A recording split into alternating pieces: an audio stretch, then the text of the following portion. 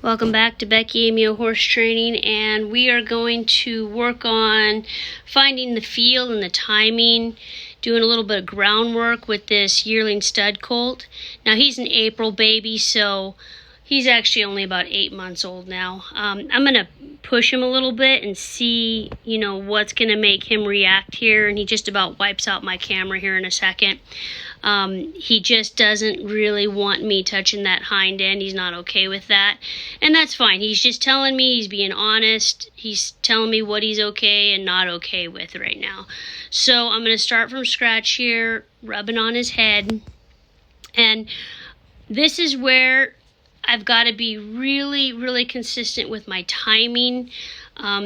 I have to retreat. I go in and I retreat. And by retreating, I'm relieving the pressure off of him.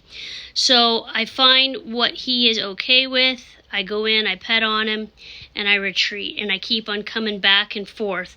And if one of these times I come towards him and he gives me a cue or shows me that he's not okay with what I'm asking of him or what I'm about to do with him, I need to retreat and get out of there. And that's the timing and the feel that most people don't have. Now, this was learned through numbers, okay? This is something you're not going to learn in one time handling one. And hopefully, if you're working with one right now, they're forgiving enough that they allow you to learn without getting you in a wreck, okay? Now, I just keep on. Now, see right there, I went back to his hind end again. He took a step forward. He's not comfortable with that. And you'll see as we go along here that he's not real comfortable with me on his left side. He's more forgiving on his right side. He's more accepting on his right side than he is on his left. So I keep going in. I rub. I touch him on his face where he's comfortable. He's a lot more comfortable with looking at me out of both eyes than just one. If you notice, he kind of wants to face up with me a little bit more as we go along. He wants to be able to see me and see what I'm doing. This side, he's allowing me to go back to his hind end and touch him back there. So I just go a little bit further each time. That time I touched his belly, and we just keep on getting in there, pet him, and retreat. And it's all touch. The more we can put our hands on this horse, the more connection we're going to have with him, and the faster and easier we are going to be able to get through to him. And it's really important that we make friends with this hind end. And I know it sounds corny and silly, but we have got to make friends with the hind end on this horse. Reason being is that in the wild, instinctually, when they are attacked and eaten by a predator, they are going to eat the hind end first. That's why horses grab their ass and scoot. They are protecting their hind end. That's why he doesn't want me touching his hind end, is because he's protecting it. Now, I've made friends with his tail. I'm petting under his tail there, and see, he likes that. He's raising the tail for me. He's allowing me to do that. And if you remember from our video a couple of weeks ago on that paint horse, I spent a lot of time petting that horse's hind end when I got up on his back.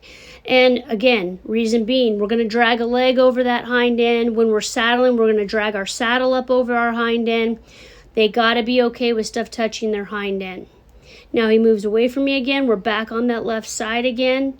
That left side is the one that's causing him emotional distress. That's our hole, if you will. That's our hole in this horse right now. Okay, now this horse has not been halter broke. He's not been handled since he was a little bitty teeny guy. I did not start even putting a halter on him until after he'd been weaned for a couple of months. So, if you're getting grand illusions of him wearing a tiny little leather baby halter and running in a perfectly green pasture next to his mama, that didn't happen, okay? Now, we don't like to handle our horses usually till after they've been weaned off their mama. So, again, I've gone back to his right side. I'm finding that he's still more comfortable on this right side than he is with me on the left. And I keep switching back and forth. And I always go back to the head, find a spot on his head and his neck, his throat latch, his shoulder where he's okay with me. And now I'm starting to ask him to move that front end around a little bit, working on the footwork asking him just to take a step over, cross that front right leg over the left. I'm asking for just one step. And so when he takes too many steps, I just stop. I ask for him to come back around, face up to me, pet him again, and reset him up to do it again. You know, the round pen rail here is really helpful in this instance, because if they want to go forward on you, that rail is going to stop. So if you've got a corral panel, gate panel, fence, whatever you might have, use it to your advantage to help prevent the forward motion, okay? If they just want to step forward out of it rather than step laterally, okay? Another tip with working on something like this, turn your colt out first. Let them run and play and get all of that out of their system before you go to try to go to class with them. Make sure that they get to have recess before class, okay? So we're going to work back the other direction, getting that step across, using that rail to go across. And now I got myself kind of in a bind right there. You know, if he wanted to, let's say if he was a mean, aggressive colt, he really could have kicked the snot out of me right there just on how he was standing. There really wasn't a way for me to get away from him. That is one of the drawbacks to working with a colt with a line on them. You're kind of connected to them, and there's a greater chance of you getting hurt there. Now, I have now added a new piece to this particular training session that he is not comfortable with. And I'm trying to take the rope up over his head and turn him. Now, I lost a little bit of footage there because I'm in a learning curve with this new Pivo camera setup. So I had to bring him back into the center, and what we're trying to do now is put this rope up over his head and turn him through his body. Now, remember how good he was about me touching his head? And now that I come up to him with a rope and touch him on his head with his rope, now all of a sudden he's being really reactive. He's not trusting of me, and he's not accepting this new technique that I've added to the situation. So what we have to do here is be super, super consistent. Go back to what we were doing before. Lots of petting the head, getting in the correct position. Now, at this time, see how he really, really doesn't want me on that left side of him. He keeps turning away. This isn't just about putting the rope up over his head. This is showing a big fat hole on that side of his body that he is not comfortable with me over there. Can you imagine doing this with like a 2-year-old, 3-year-old, 4-year-old? And there's people out here that don't want you to start a horse until they're 4 years old, and this sucker would be ginormous by them. And you know, at least right now, I kind of have a little bit of an upper hand that if he decided to get the heck out of here, I'd be able to stop him.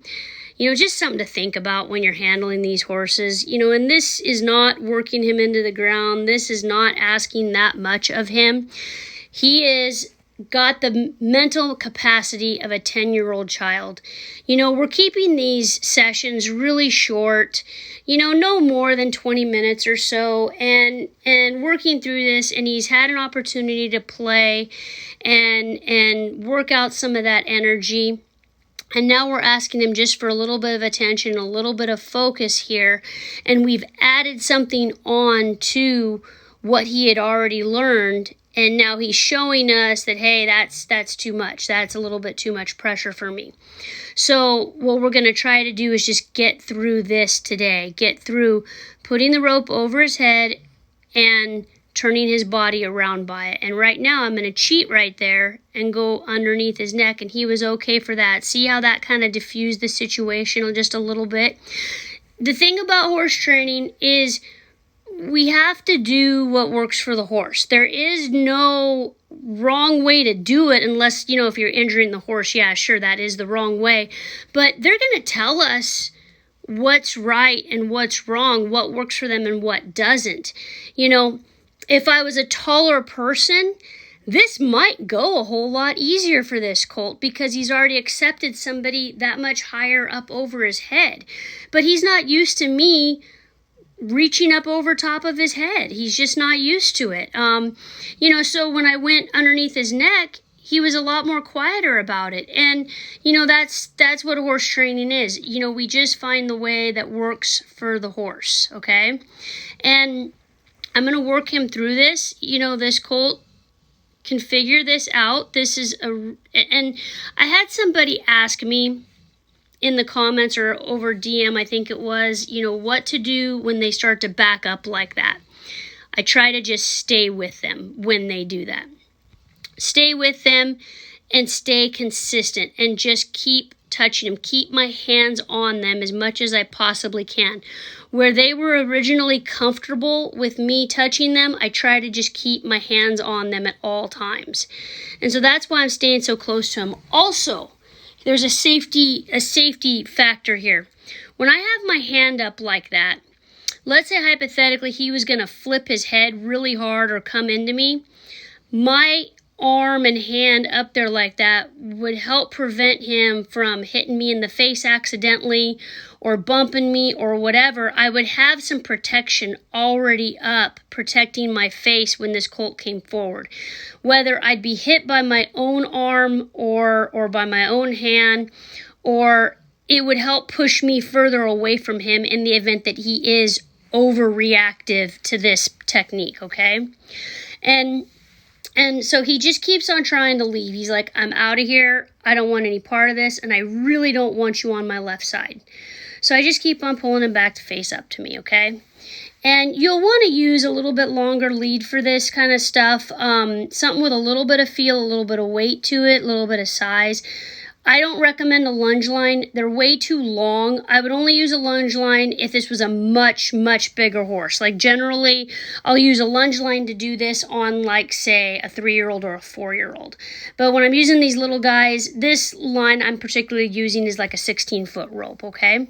So again, I'm just going to stay with him, hold my hand on his face where he was okay, because we don't want to lose that foundation that we already put there at the beginning of this session, okay? So I'm just going to stay with him and try to down-regulate. We're just down-regulating, okay? That's all we're doing is down-regulating this colt. I stay with him, keep on petting him, walk with him, and you can see in his body language when he starts to soften here. He's going to keep that stance where he's leaning back. He takes another step backwards, and then he starts to soften. And right there, I pet him on his head. I am not going to flip the rope up over his head. Instead, I'm going to back the pressure off of him.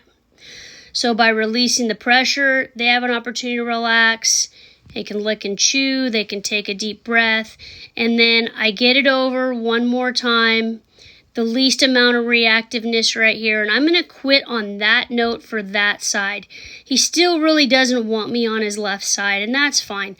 We don't have to drill that into his head today. We've got lots of time with this. We can keep working on it. Again, 20-minute sessions a day is absolutely fine, okay? We don't want to be doing this for an hour and bore him and be drilling him into the ground, okay?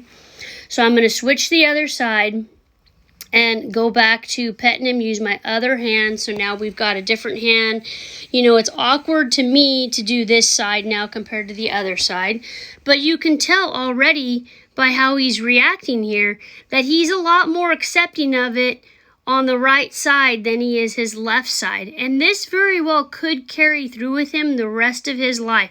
If this horse were going to go on to be a barrel horse, chances are he might turn right better than he does left, and then you'll take the left barrel first and then 2 rights. I mean, little things like that, little nuances that you pick up on like that, any sort of pattern work. This colt may be better to the right than he is to the left on anything, and if you always have that in the back of your mind, you know, that might make him a more effective athlete and more competitive in the long term. So I'm going to keep on playing this game with him. And, you know, ultimately it's just about spending time with this colt, getting my hands on him, petting on him, keeping him in my space. You know, every once in a while push him out of his comfort zone. I go back to what I was working on in the very beginning where I touch his face. I back away.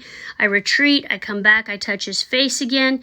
And at this point, This colt knows what's coming. This is not brand new information to him. So that's something else that we need to look at also, is his ability to learn concepts and how accepting and reasonable he is to these concepts that we are using on him. You know, at this point, he should be getting a little bit quieter and a little bit more reasonable. And like I said, he is better on the right than he was on the left. And, you know, we'll take whatever little bit he'll give us. I've only been doing this a couple days with him. We're going to go ahead and end it right here on his good side with a good experience and call it a day. I hope this video helped you. Don't forget to comment, like, hit that subscribe button, and message me with any questions. Thanks for watching. I appreciate it and hope you have a great day.